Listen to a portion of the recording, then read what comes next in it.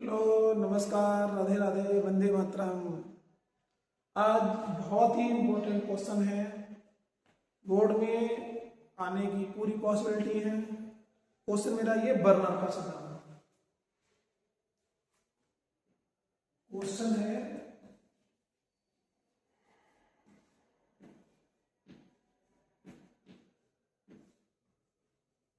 Burner का सिद्धांत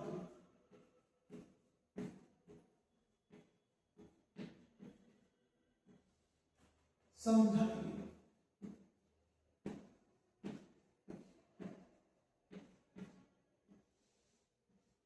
ये मेरा क्वेश्चन।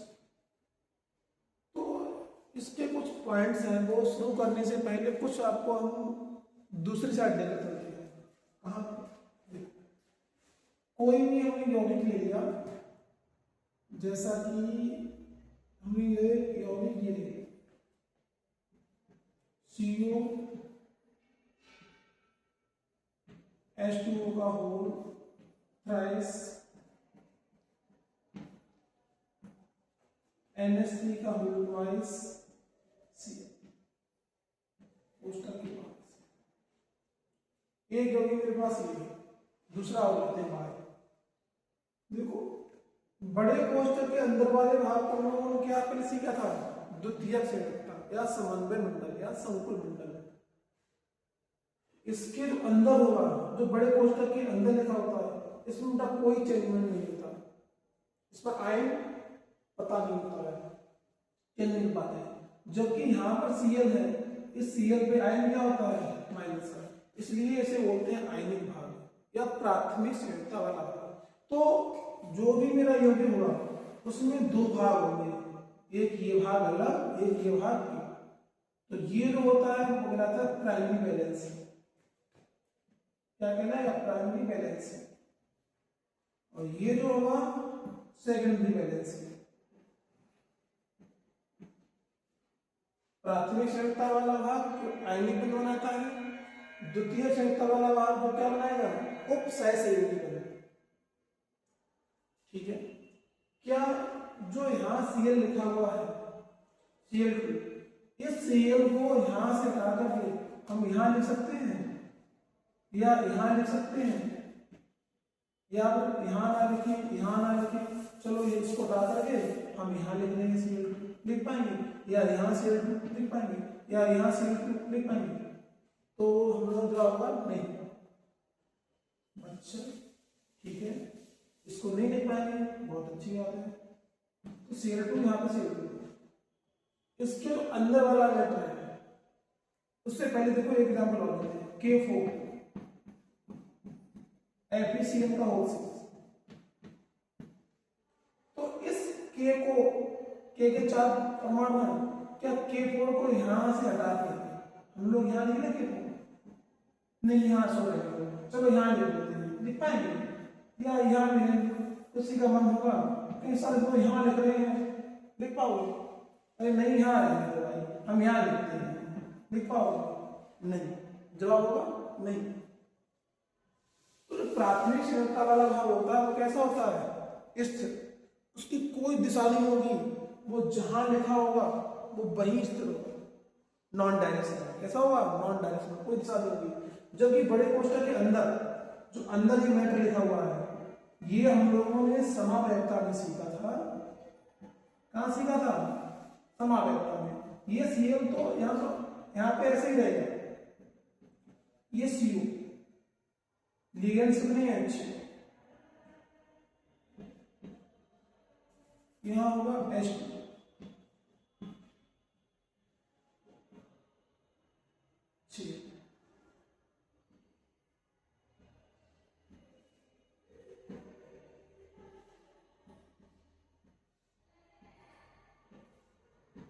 एक H2,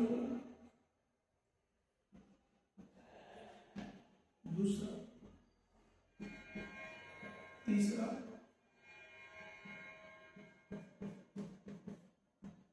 NH3, ये दो NH3 और C। बेटा देखो, ये तो होता सेंट्रल पे। इसको, इस वाले लिगेंड्स को छोड़ करके शेष सारे लिगेंड्स होते हैं वो समायोजन हम लोगों ने सीखा था, इनका रोटेशन हो जाता है। रोटेशन कैसा होगा, इसका पहला समावेशी तो मेरा ये होगा, इसका दूसरा समावेशी क्या हो सकता है, इसका दूसरा समावेशी बेटा ये हो सकता है, देखो छोटा समावेशी, छोटा समावेशी हम लोग CO, इधर CO2 तो ऐसे ही रहेगा, ये सब कुछ ऐसे ही बना दो जैसे बनाए हुए थे। ये किसी के दिमाग में आ रहा होगा कि ये H2O लिखा था, यहाँ OH2 लिखा था, क्यों लिखा? जो दाता परमाणु होते हैं, लिगेंड क्या होते हैं, दाता परमाणु, केंद्रीय धातु परमाणु को इलेक्ट्रॉन जो प्रदान करते हैं, तो O के पास लोन पेयर होता है ना कि H के पास। ऐसे यहाँ पे N के पास लोन पेयर होता है ना कि H के पास, तो N की साइड से बोला, यहाँ O की साइड से, O की साइड से वो Cl के पास होता है। तो ये H2 मेरा ऐसे रहेगा, ये वाला मोनोमर यहाँ जाएगा, ये यहाँ जाएगा, तो यहाँ हो जाएगा OH2, ये यहाँ पे आ जाएगा, तो OH2 या H2O, ये NH3 यहाँ पे, ये वाला NH3 यहाँ पे, ये Cl यहाँ पे, ये दूसरा समावेशी होगा। इसी प्रकार तीसरा समावेशी क्या होगा, तीसरा समावेशी ये होगा, ये Cl यहाँ आ जाएगा, ये H2O यहाँ, ये वाला H2O यहाँ, ये वाला यहाँ, ये वाला यहाँ। इसी प्रकार रोटेशन। कुल मिला के हम ये बताना चाह रहे हैं, जो केंद्रीय धातु परमाणु से जो लिगेंड हम को इस तरह लिखे होते हैं, उनका इस तरह से रोटेशन संभव है। पहला समावेशी ये है, दूसरा समावेशी ये है, तीसरा समावेशी और बनाना चाहें तो बन जाएगा। Cl ये यहाँ जाएगा, ये वाला यहाँ जाएगा, ये वाला यहाँ, ये वाला यहाँ, ये वाला यहाँ, तो Cl यहाँ आया था, उसके अगला समावेशी क्या होगा, Cl यहाँ से करके यहाँ जाएगा, सब बढ़ जाएंगे। अगली बार Cl तो यहाँ था यहाँ जाएगा। तो कुल मिला के जो लिगेंड्स होते हैं वो कैसे होते हैं, रोटेशन में चलते रहते हैं। इस चलने का मतलब क्या होता है, दिशात्मक, इनकी दिशा होती है, उनको बोलते हैं डायरेक्शन। आई होप कुछ चीजें समझ में आ गई होंगी। अगर देखो इसको हम जल में खोलें, जल में खोले तो क्या होगा ये Cl होगा, Cl आयन में कन्वर्ट हो जाएगा। क्या इसका आयन होगा, इसका आयन नहीं होगा, क्यों, बड़े कोष्ठक के अंदर बंद है, और बड़े कोष्ठक के अंदर इसकी परिभाषा क्या है, जो बड़े कोष्ठक के अंदर होता है इसमें होता है उपसहसंयोजी बंध। उपसहसंयोजी बंध का बड़े कोष्ठक के अंदर का आयनन संभव नहीं है, संभव नहीं होता है। तो कुछ चीजें हम लोगों ने यहाँ पर समझाई होंगी, क्या हमने बताने की कोशिश की। अब मेरे पास टॉपिक क्या है, मेरे पास टॉपिक बर्नर का सिद्धांत। तो बर्नर के सिद्धांत में सबसे पहला पॉइंट होगा उपसहसंयोजी। और हाँ, इसका बर्नर का सिद्धांत दिया किसने था, एक वैज्ञानिक थे अल्फ्रेड बर्नर, जिन्हें कोऑर्डिनेशन कंपाउंड का फादर ऑफ कोऑर्डिनेशन कंपाउंड, उपसहसंयोजी यौगिक का जनक कहा जाता है। इसे अल्फ्रेड बर्नर, इन्होंने दिया था, क्या दिया था, सबसे पहला पॉइंट हमने क्या बताया था, इसमें दो प्रकार की संरचनाएं होती हैं, एक प्राथमिक एक द्वितीय। उपसहसंयोजी यौगिकों में उपसहसंयोजी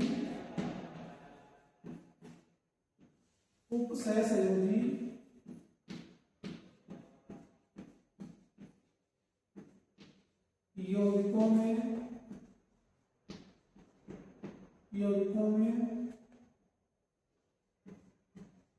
दो प्रकार की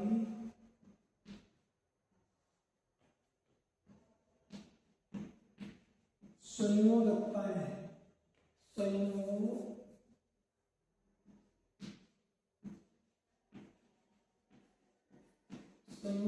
हैं।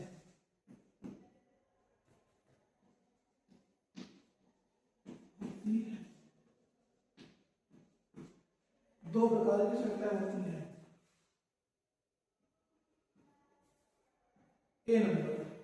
ए नंबर में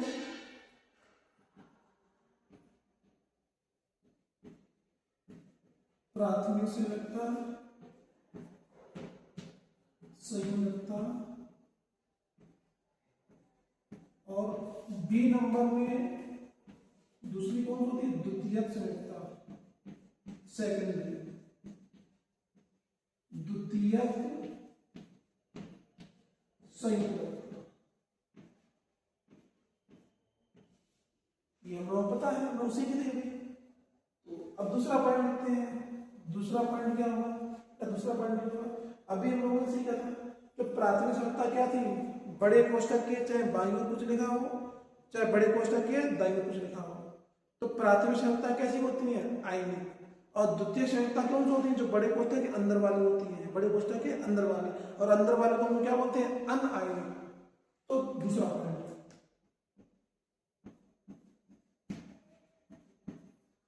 प्राथमिक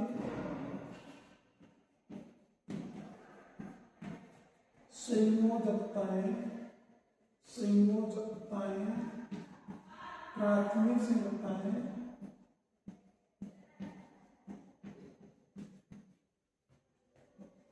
आयनिक होती है।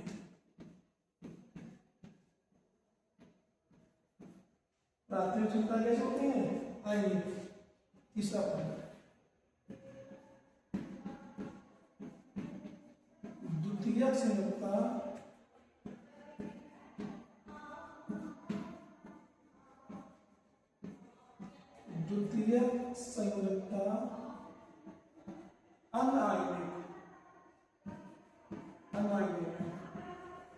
अनायनिक, अनायनिक होती है।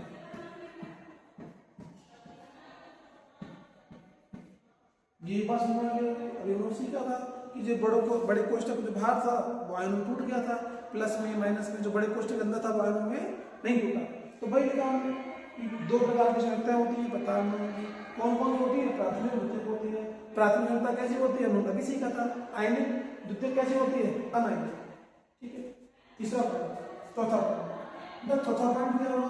चौथा पॉइंट ये होगा जो प्राथमिक संरचना थी, जैसे हमने अभी लिखा था K4 FeCl6, क्या K4 को यहां से जाकर यहां लिख लें, या यहां लिख दें, या यहां लिख दें, या यहां की घुमा सकते हैं, इसको रोटेशन कर सकते हैं? तो आंसर क्या होगा? नहीं। और नहीं होगा तो क्या बोलेंगे? अदिशात्मक। प्राथमिक संरचनाएं, प्राथमिक संयोजकताएं, प्राथमिक संयोजकताएं अदिशात्मक होती हैं।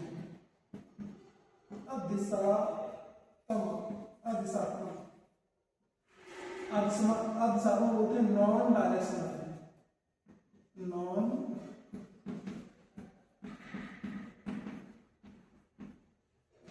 नॉन डायरेक्शनल होती है।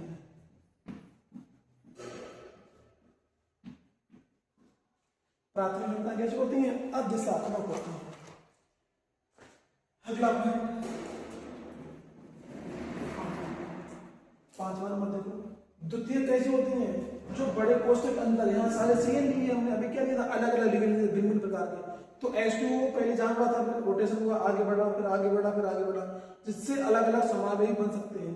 तो जो लिगेंड्स होते हैं, लिगेंड्स का मतलब द्वितीय संरचना वाले, उसमें क्या होती है? दिशा होती है, वो घूमते रहते हैं, लगातार चलते रहते हैं। तो उसमें क्या होगा? दिशा का द्वितीयक संयोजकताएं, द्वितीयक संयोजकताएं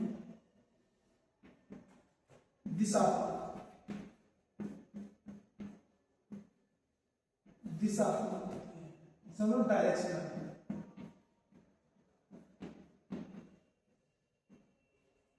डायरेक्शन होती है।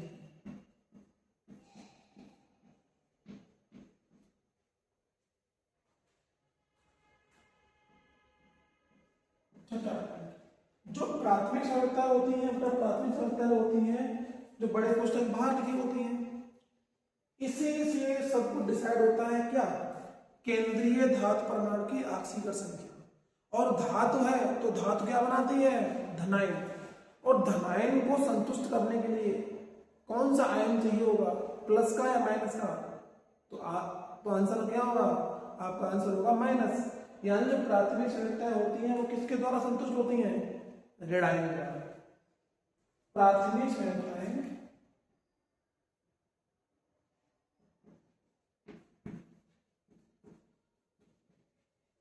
प्राथमिक संयोजकता ऋणायन द्वारा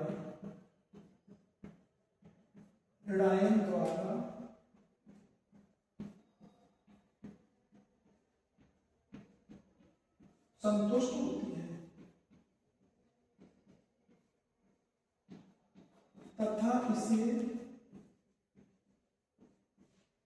इसे dot dot dot dot dot dot द्वारा प्रदर्शित करते हैं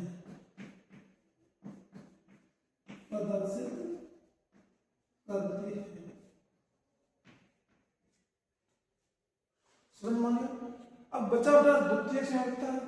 द्वितीयक संयोजकता क्या होती है? लिगेंड्स होती है। और लिगेंड्स किसको डिसाइड करते हैं? वो समन्वय संख्या, जो केंद्रीय परमाणु की है उसकी समन्वय संख्या, उसको डिसाइड करते हैं। तो अगला पॉइंट होगा द्वितीयक संयोजकता।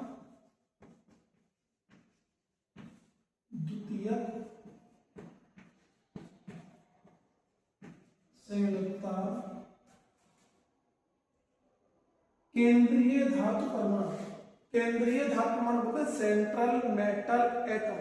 केंद्रीय धातु परमाणु सेंट्रल मेटल एटम की समन्वय संख्या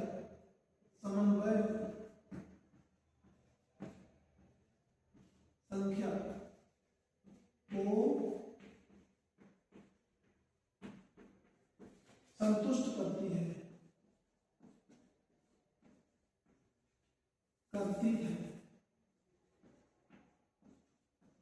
तथा इसे ग्रहण करते हैं, डैश से प्रदर्शित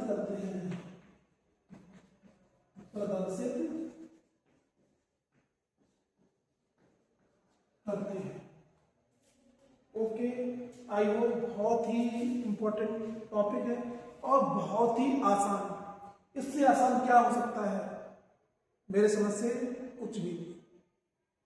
आई होप बर्नर का सिद्धांत बहुत ही इंपॉर्टेंट है, बहुत ही आसान है, समझ में आया होगा। अगर समझ में आए तो इस वीडियो को शेयर करें, सब्सक्राइब करें, लाइक करें। ओके।